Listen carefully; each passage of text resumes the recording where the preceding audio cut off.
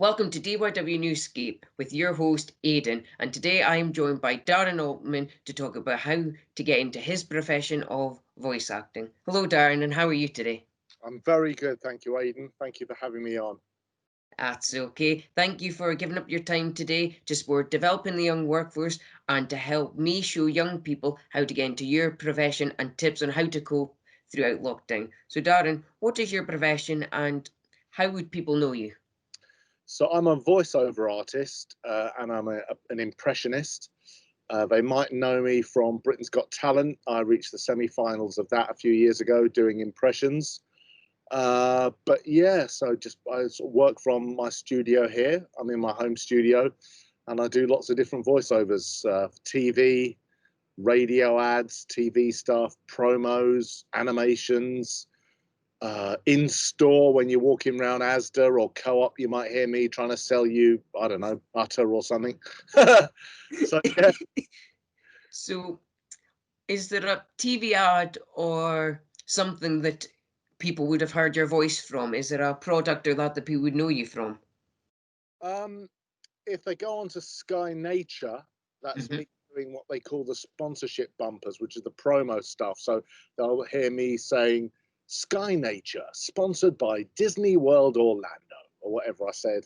Um, what else? I'm on an advert for Violida, a mop, although it's not, it's there's a Violida mop advert, and there's a guy with a beard, and you see him advertising the mop and sliding along the floor, but it's actually my voice.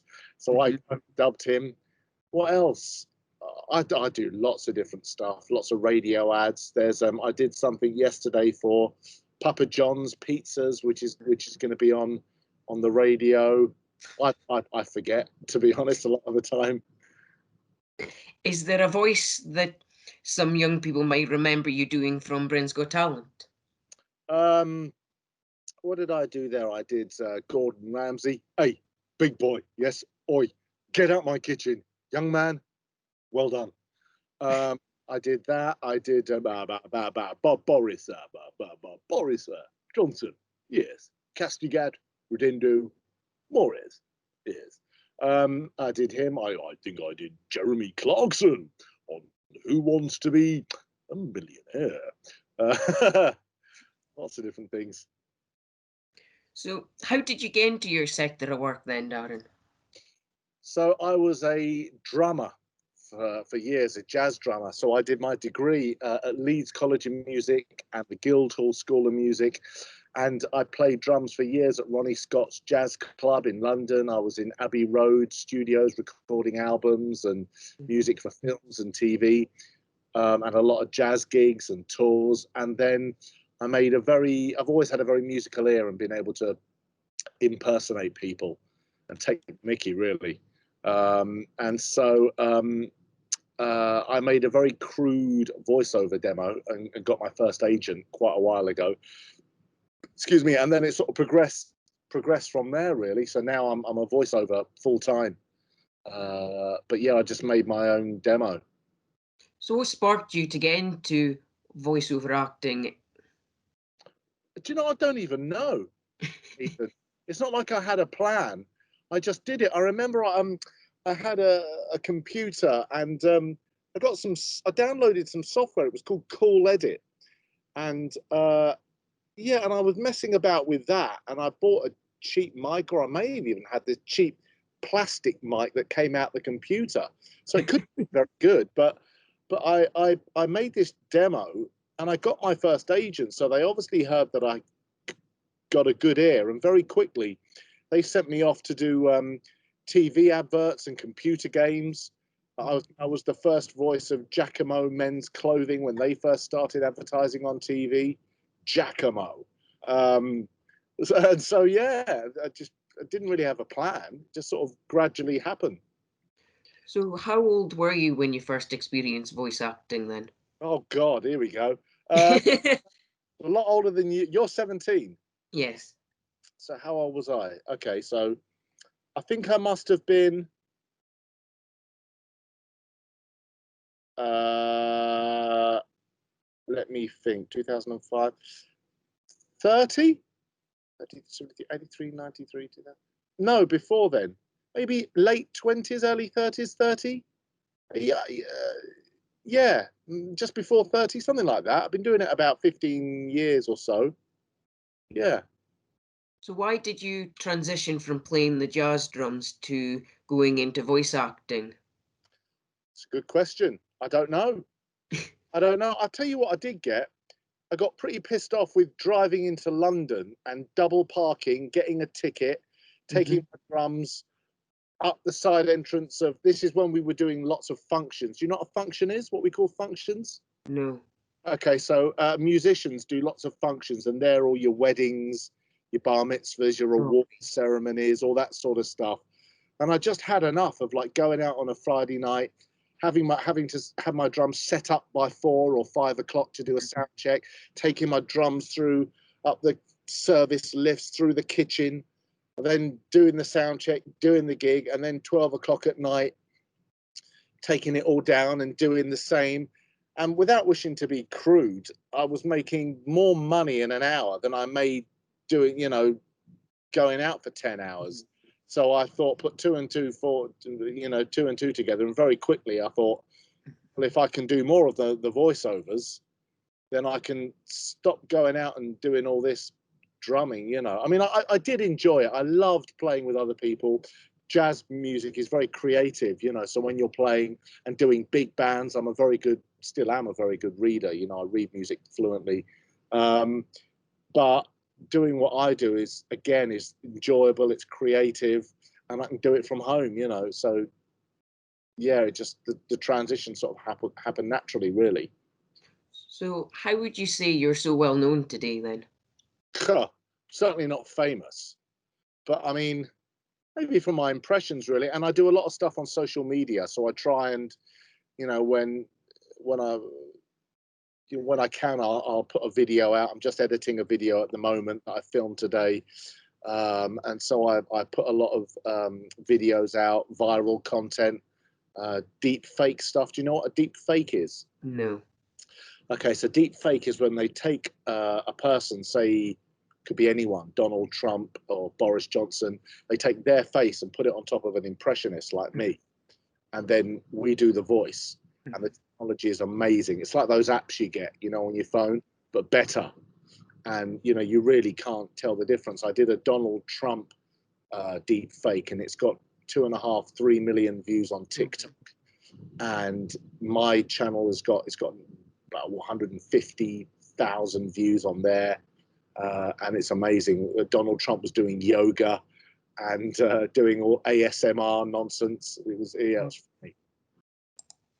And so if a young person asked you how to get into your sector of work, what advice would you give them? So when in lockdown, a lot of actors, a lot of people are trying to get into this profession. I mean, I don't want to say don't do it because that'll sound quite negative, but uh, have lessons. I think study. Don't just think because someone said, "Oh, you've got a nice voice," or you could probably do that. Then they think that it's just talking. It's not just talking. There's a lot more to it than that, which we can talk about later. But I would say study, find a really good vocal coach, Mhm. get a good demo together, a really good demo which shows off your versatility and your range as a voiceover, because I can be asked to do corporate stuff, wacky characters, animations, change my delivery to be high energy, to be very serious. Mhm. So you've got to go have a good ear, and it takes studying and practice really, and also good equipment as well. Having a decent equipment. I mean, my microphone is up there. It's a £2,000 microphone. Obviously, I'm not saying go out and spend 2 grand on a mic, but get decent equipment, which is going to make you sound good. If you're a musician, you wouldn't play on a crap violin or a crap drum kit. You'd want a decent drum kit to make you sound good. And so it's the same with a microphone and with the recording equipment. So a bit like your Britain's Got Talent audition, could you please teach the young people how to do one of your voices, please? Funnily enough, I'm doing a video which I filmed today, and I'm editing it. I'll probably hopefully finish it off tomorrow, and it's how to do celebrity impressions. It's a complete breakdown from start to finish. So there's loads of things. There's like pitch, timing, phrasing, volume. You know, a lot of people, when they do Sir David Attenborough, like to whisper and hush. But what they don't realize is that sometimes he gets very excited and his voice can creep. So light and shade. It's listening. It's just listening. And you know, with YouTube now, you can find someone and and watch them over and over again. Copy, I would say. Copy, and try and find where their voice sits in terms of the range. You know, is it low like Jeremy Clarkson or the movie trailer voice? One man, he had a show, Aiden, interviewing nobodies. Or is it high? You know, someone who's got a high voice. Someone like Alan Carr, for example. You know, got quite a high voice.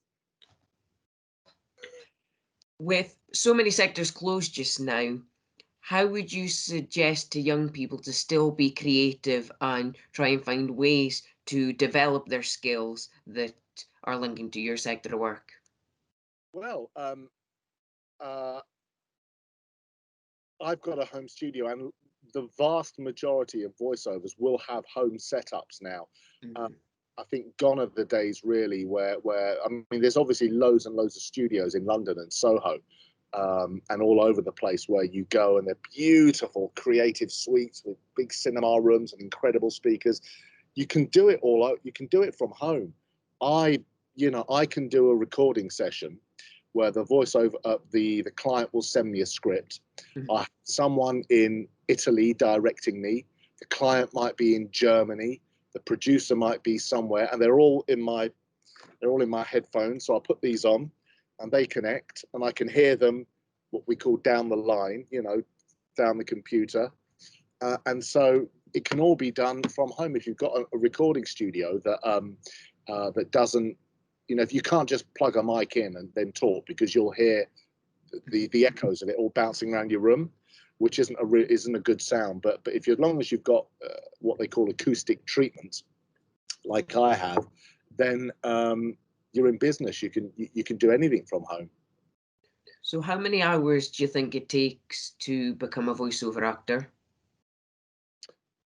Oh God, I don't know in terms of a number of hours, but I mean, you certainly got to train and practice, and it's something that a lot of it you learn on the job. You know, you may have a couple of sections that don't go too well, you know, that you may be a bit nervous, but it's just something that the more sessions you do, that's with being directed by producers, dialing in and directing you, or connecting via Zoom or whatever, and directing you, you'll get better, and you'll start to relax, you know, and you won't. I was incredibly nervous when I started. I used to do a lot of radio ads, and I used to read it and think, oh, that sounded good, and they'd say, oh, it doesn't sound quite right, can you be more natural, be more conversational? And I'd think, oh, bloody hell, I'm doing it wrong. And it's not necessarily that you're doing it wrong. They're hearing a different tone. Do you know what I mean? It's to the way I'm giving it or you're giving it. So it's to be flexible and to be versatile. But practice makes perfect, really. Find some scripts, write down some adverts, maybe transcribe and copy, and think, well, maybe it needs to be more excited, like the double discount sale at SCS this Bank Holiday Friday. You know, those ads, or you know, this Valentine's Day, show the woman you love just how much you care by giving her chocolate and turning her into a fat cat. You know, so, you know, different ranges. You know. What is the hardest voice you've had to learn? Right. Oh, that's a good question. Some voices come naturally, and I can just hear them, and they, you know, like I can just manipulate my voice. And others, there's a couple of impressionists who do really good American voices, and I can't really get them. Someone wanted me to do Robert De Niro. It was for a lot of money. It was for quite a few £1,000 actually. But I just couldn't. You know, Robert De Niro, I just couldn't really do it, so I just gave it to them. You know, some just don't sit right. You know, people like, Denzel Washington. I couldn't really do. Mark Wahlberg. There's a guy called Al Farran, an Irish comedian, fantastic Irish impressionist, got a great ear, and he's great at all the American voices. I mean, I could do a good Donald Trump, but it's not my best. What would you consider to be your best impression then? Wow, I think I'm doing a lot of Boris at the moment. A lot of Boris, for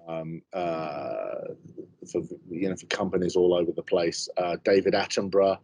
I mean, I've actually written blog posts, landing pages for my website. So if you type in, David Attenborough impressionist or Boris Johnson impressionist, you'll see my, Gordon Ramsay. I do a lot of Gordon.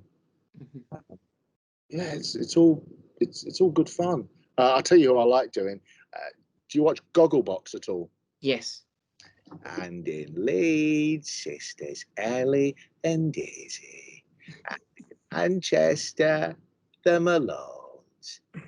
All best friends Jenny and Lee. So is that you?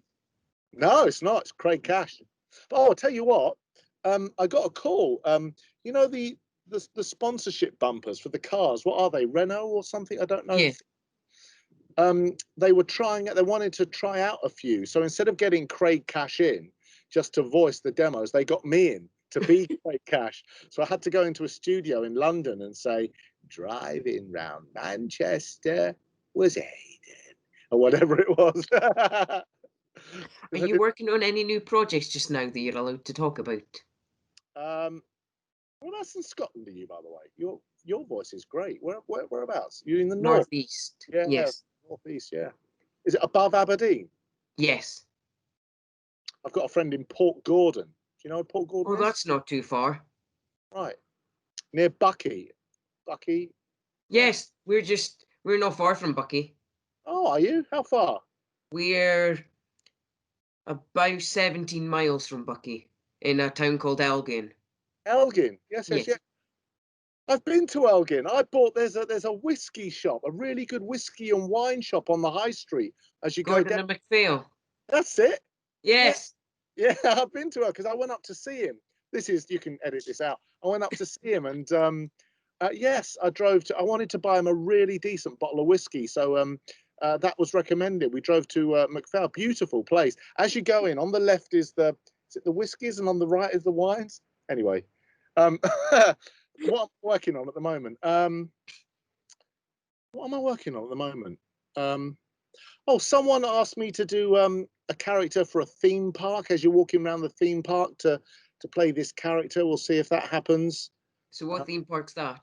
I think it's in the southwest somewhere. They wanted me to do a character, Sparky or something. So I gave them a voice like this, and I did that. And then they said, we're in the southwest. Can you do it in a sort of southwest accent? So I sort of did him like this, and then, it's the same voice but with a different accent.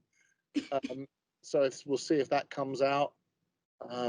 I get asked to demo all the time, and I always say I'm very happy to demo because it's just like and I don't charge because it's something that if I take 5-10 minutes, whatever it is, to record a demo free of charge, and they like what they hear and I get the gig, then fair enough. So there's always projects on the go, Aidan. There's always people asking me to do bits and bobs.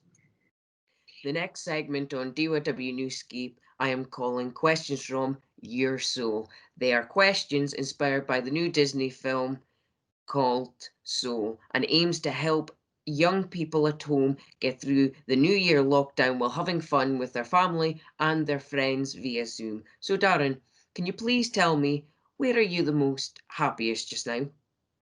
Talking to you. Where am I most happiest? I like doing what I do. I genuinely like what I do. I enjoy my work. If I'm busy, I'm happy. If I'm busy, I'm happy. If I'm not busy, I get a bit down and like, oh God, no one wants me. Everyone likes me. They think I'm an arsehole. But that's the life of a freelancer, you see. Yeah. You're waiting for emails to come in and you're waiting for the phone to ring. Constantly marketing as well. Anyway, I'm happy working. I love I've got 2 girls, laughing with them, joking with them. that makes me happy. Hearing them happy, being on a hot beach makes me happy. It's not really what you want to hear for lockdown, is it?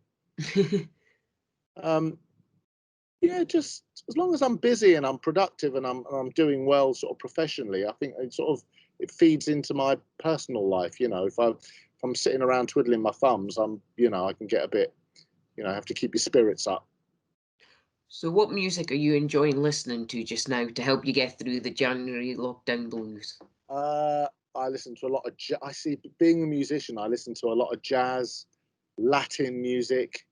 Um, what else do I like? Cuban, Brazilian. There's a band called the Dave Matthews Band, who I really like. He's a Mhm. singer songwriter. God, I listen to Bob Marley, The Who. Trying to think what new artists. Oh, Callie, my oldest daughter, likes Billie Eilish, and some of her stuff's good. She's a good songwriter. There's so much good music, so much. I like good melodies, good harmonies. I don't like stuff that doesn't really go anywhere. And a lot of this R&B, I sound like an old fart now, but a lot of R&B stuff is so auto-tuned. You can hear, they all sound the same. They all sound like robots. Mhm. That stuff. Can I ask you about something that you're loving just now, like a project? What project am I loving?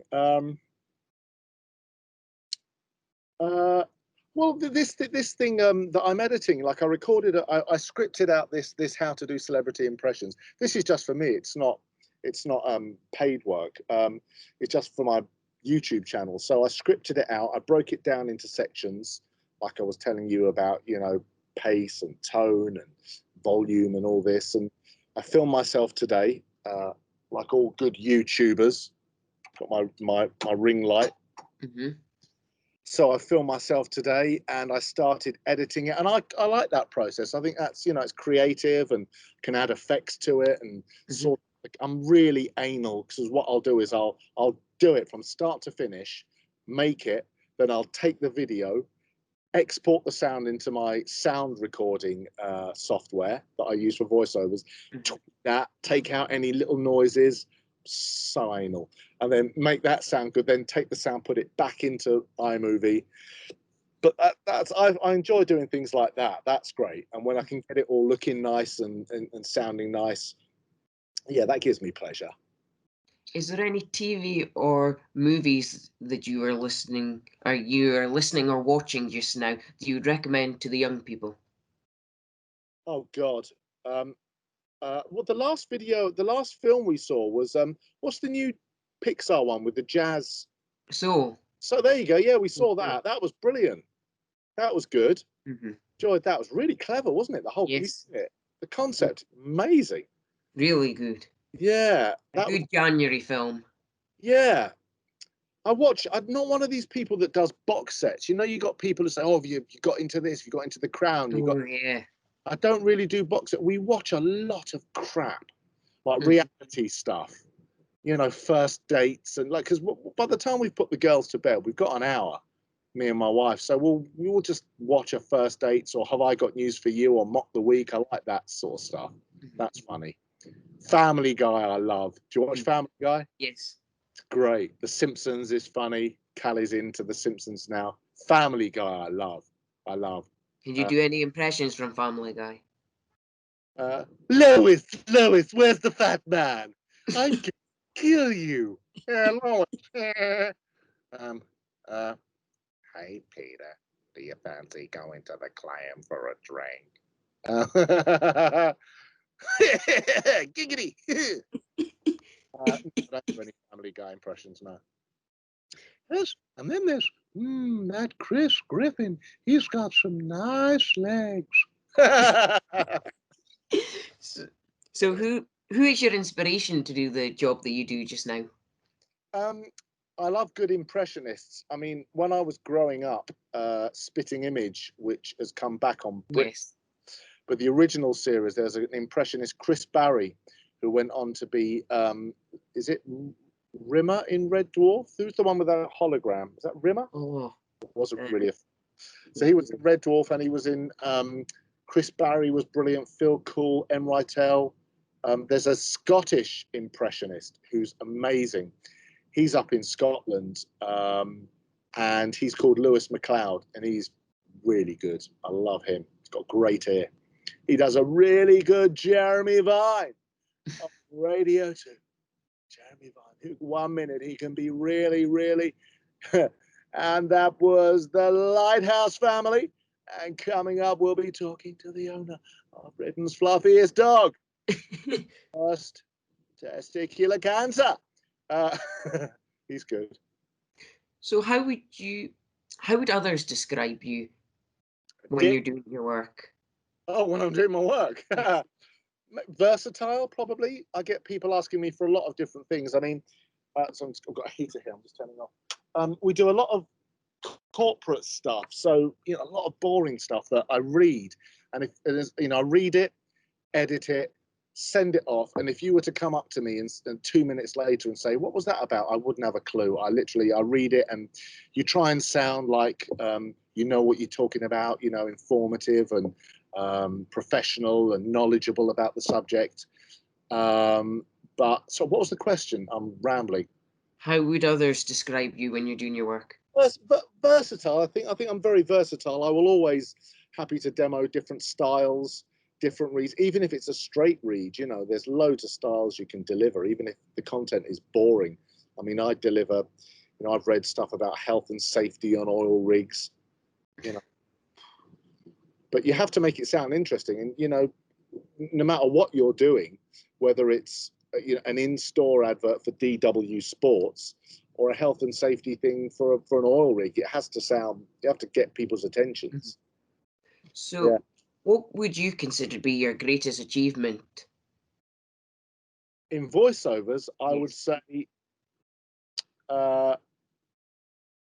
probably Britain's Got Talent. I think doing just getting on that stage, I think, because I've suddenly gone on to do, not suddenly, I've subsequently gone on to do stand-up, and I now do stand-up and perform. But before then, I had zero experience, none. And so they came to me the year before I did it, and they said, would you want to do it? And I said, no, thank you. I just didn't fancy it. And then they came to me the year I did it and said, do you want to do it? And I thought, go on then, just do it. So that was probably my greatest achievement voiceover-wise. I think just getting on that stage in front of Simon Cowell and 3,000 people at the Dominion Theatre, I think took a lot of balls, and really proud of that, what I achieved there. Can you suggest a way for young people to cope during lockdown?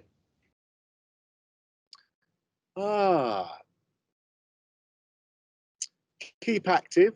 Exercise is really good. I try and get out every day and do something. I mean, when we weren't in lockdown, I ran the marathon last year, even though it didn't go ahead in London. I did it virtually, so I ran the 26.2 miles on my own. That was another achievement, which is well done. Yeah, thank you very much. I did that.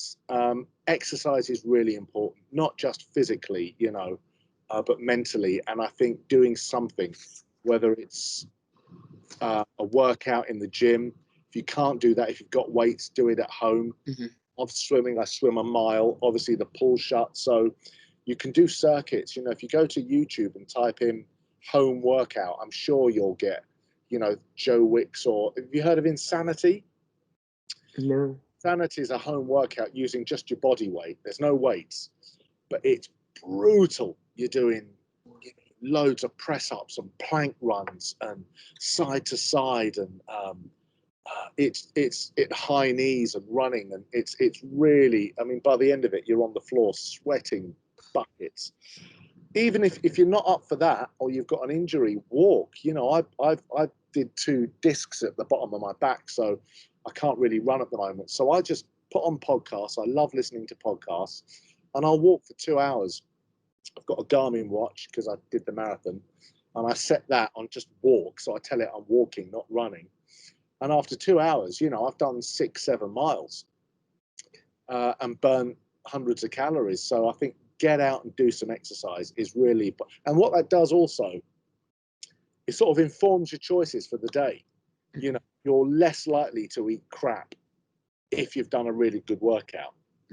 you're more likely to, you know, come and drink loads of water and have tuna and, you know, healthy foods because you just don't feel like eating crap, really. What have you been doing to cope during lockdown? Well, that really, like I said, exercising, and plus my job is very sedentary. You know, I'm just in here. I mean, I stand up when I voice. Actually, let me show you. So here I am, and there is my microphone. So I've got a second screen. There's you. Wave. Say hi, Hayden. Hello. There's a second monitor. That's where I read my scripts. Yes. And there's microphone. Mhm. So so this is, you know, and if I didn't go out and do exercise, it's quite a sort of sedentary lifestyle, you know. So I make sure I do that in the mornings, and keeps me fit and healthy, really.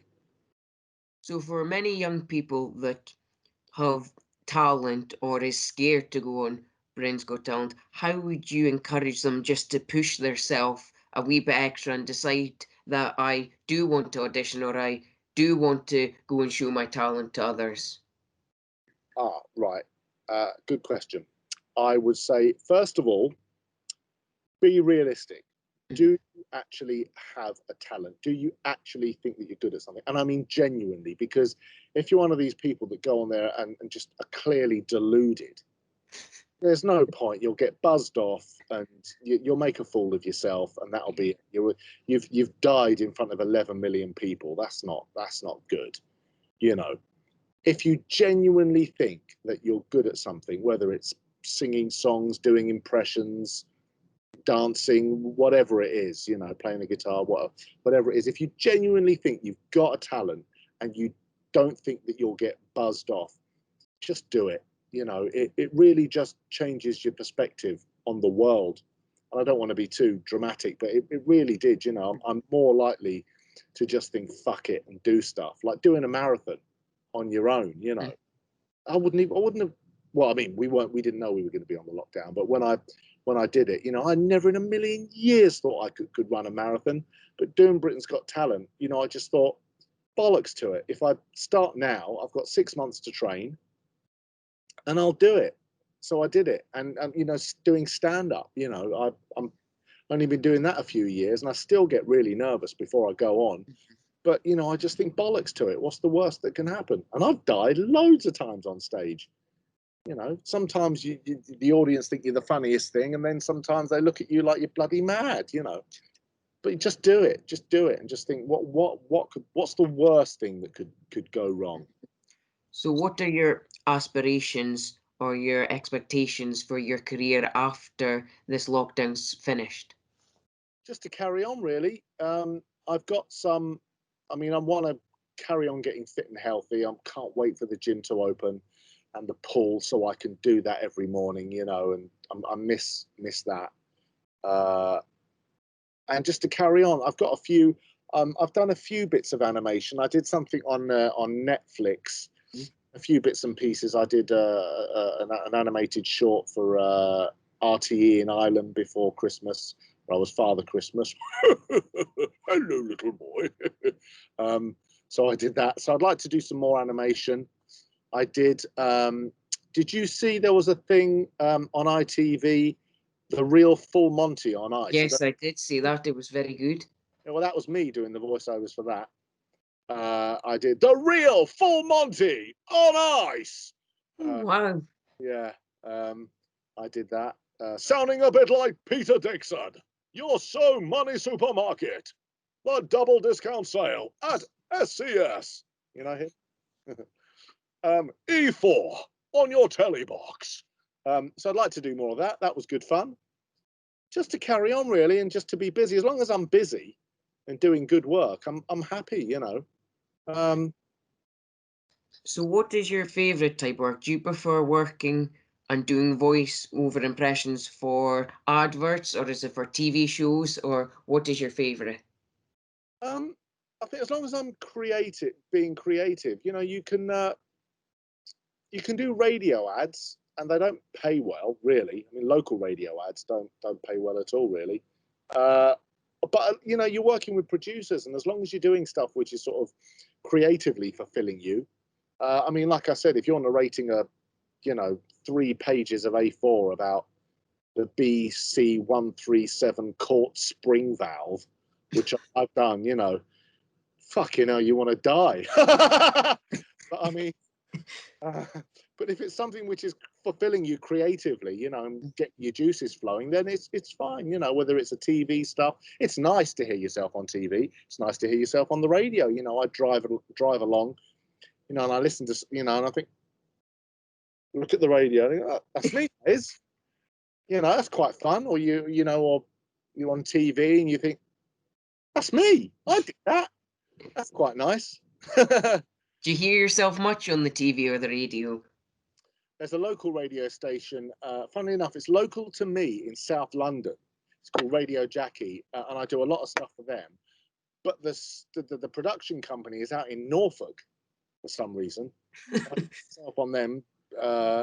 What else? I do stuff for Capital, Heart, Smooth, Absolute Radio, Absolute 80s. I do stuff all the time. What are my adverts on at the moment? Team Sport Indoor Karting. I had to sound very butch. Team Sport Indoor Karting. Yeah, so that was good fun.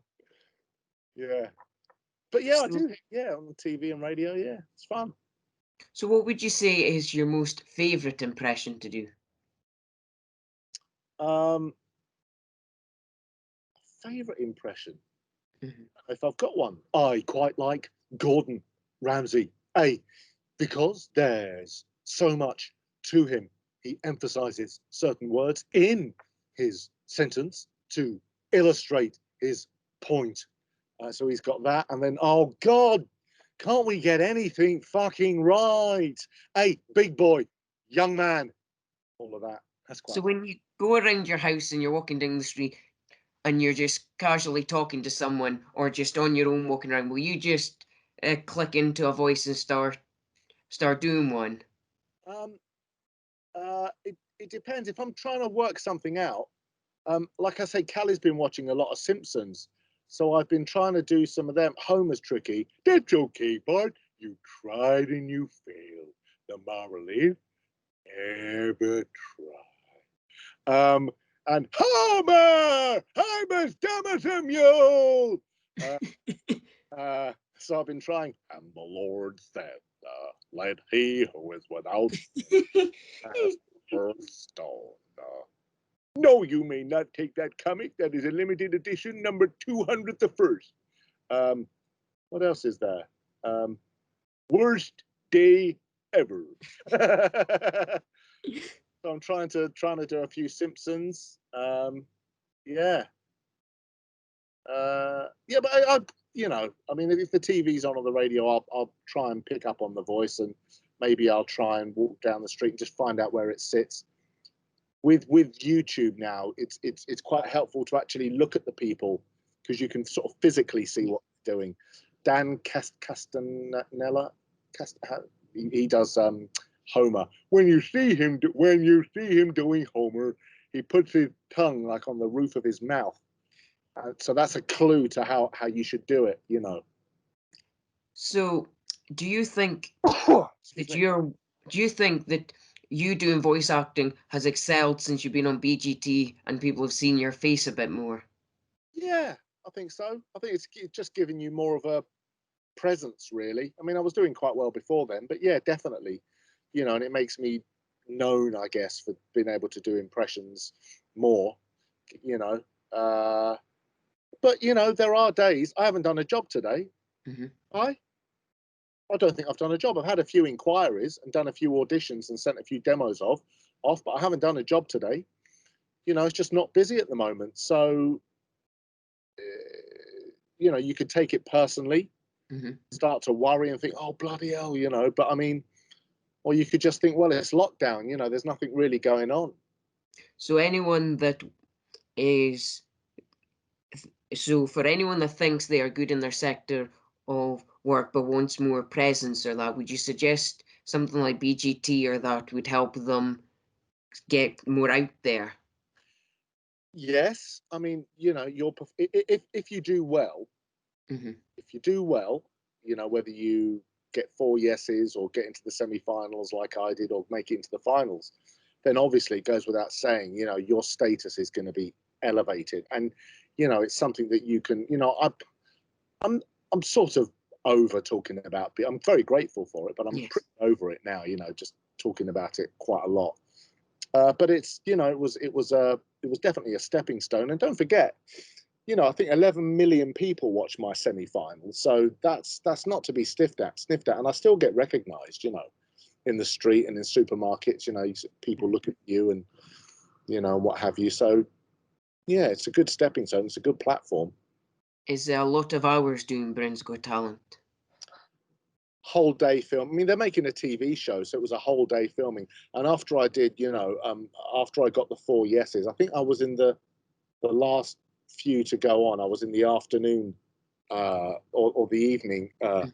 lot group that I was going to go on, and I was absolutely buzzing, as you can imagine. I got a standing ovation from all the four judges, and Simon Cowell said I was the best impressionist in 10 years of the show, and what have you. I just wanted to go out with my cousin and go to the pub.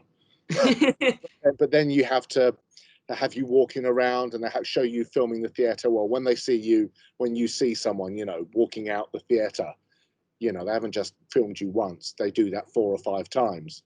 When they wanted me to FaceTime Emma, I did a couple of times me speaking to her, a couple of the shots over my shoulder with her, filming her. So, can you call her again? Can you call her again? So at the first time she was, oh my God, well done. And then by the third time she was, oh my God, well done. It's a TV show, so that's what they're doing. It goes on and on. Do you still have connections with any of the other contestants or people that worked on Britain's Got Talent? Not really. No, the researcher they put me with, Joe, was a lovely guy. I don't really have. We follow each other on social media, a bit, but no, I don't really keep in touch. And you don't meet, apart from when Ant and Dec interview me, you don't hang out with them. You don't speak to David Walliams or Simon Cowell. It's not like you in the canteen. They've got their own dressing rooms, and they go off and you don't see them. So do you get time? Is it just all about you, or do you get time to interact and speak and get to know the other contestants? Yeah, I mean, well, yeah, the other contestants you can chat to. There was in my year there was a mother and two daughters, a singing group. They sounded fantastic, and we're still friends on Facebook. But there was another guy, Danny Beard. I should ring him up and see how he's doing. He was the one with glitter in his beard, this singer, like a sort of drag artist. He was a nice, Oh, yes, yes. yeah, he was a nice guy. But yeah, it's a show. They're making a program. Well, that is all the time we have today on DYW Newscape with me, your host, Aidan. And I just want to give another big shout out thank you to Darren for giving his time up today to give advice to the Murray young people. You have been watching DYW Newscape on the DYW Murray YouTube channel with your host, Aidan. Thank you. Stay safe. Remember hands, face, space, or if you're in Scotland like me, facts. And please remember, we are all in this together. Goodbye.